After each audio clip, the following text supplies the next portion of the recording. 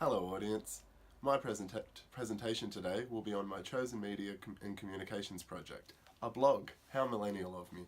I chose this contemporary format for my project because it complements the topic at hand, memes, and more specifically their relationship and use in the mainstream media by traditional figures and institutions of power. Memes dominate digital media, traditionally as innocuous incidental points of amusement. But their rise in popularity has also signalled a new, more troubling trend, their co-option of these memes by corporate, political and other traditional figures of power. Is this a problem? What implications can be made from their usage on mainstream media? What even is a meme anyway?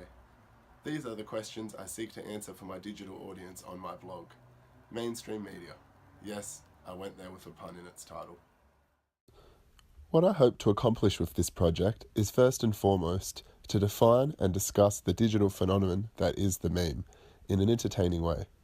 The blog itself opens with a pinned introduction defining and explaining memes to its visiting audience, hopefully gained via keyword searches of popular terms like mainstream, MSM, meme, search engine optimization. Secondly, and more importantly, my goal is to then highlight and analyse some high-profile examples of memes being implemented in the mainstream media by powerful figures or institutions. Through this, I hope to incite within the blog audience the potential implications and impact memes can have in the real world, and they perhaps are not merely innocent, humorous content when co-opted by powerful institutional agendas. The goal is to post 3 sets of 3 examples over the next 3 weeks, periodically. That's 9 total posts for you who dislike math. Each will seek to discuss a specific meme itself before analysing a real-world example of it being co-opted by a mainstream figure or institution. Then I'll analyse and review the reasoning and impact of its implementation. The first 3 published sequentially are this week. This one covers the popular Kermit the Frog meme, where he was sipping tea because whatever the topic was none of his business. It was co-opted by NBA champion LeBron James during the finals last year after the other team, the Warriors, had publicly dissed him, I guess, and called him soft. After reclaiming the championship and becoming the most valuable player of the series, he presented himself to the press wearing this Kermit meme on his hat. The rise and fall of the Pepe meme will discuss and cover the popular Pepe meme, which is basically a frog cartoon.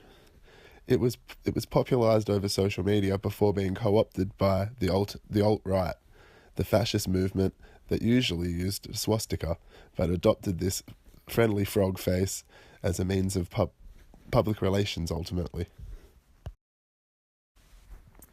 The world's most expensive Doge talks about the Doge meme, a very popular one that has dotted social media for several years. Its image was co-opted by a cryptocurrency company for the Dogecoin, which still currently has millions of dollars of cap, and even at one point sponsored a NASCAR car with its own image all over the car on its paintwork. Hurdles. Copyright was the biggest possible hurdle I had to suffer in this because memes are co-opted from media itself, whether it's imagery or sound bites from popular films or television. These usually are the source of a meme. Using these may have been a copyright issue for myself, but after reading through the legalization in recent years, they've clarified that these are more used as a parody. So as long as I don't hope to profit from this website and blog, I should be okay to use these images on the blog itself. The second hurdle was getting the blog. You can get yourself a free blog quite easily, but the URLs are complex and long, and it's just a hassle to orchestrate as well as for an audience to try to find.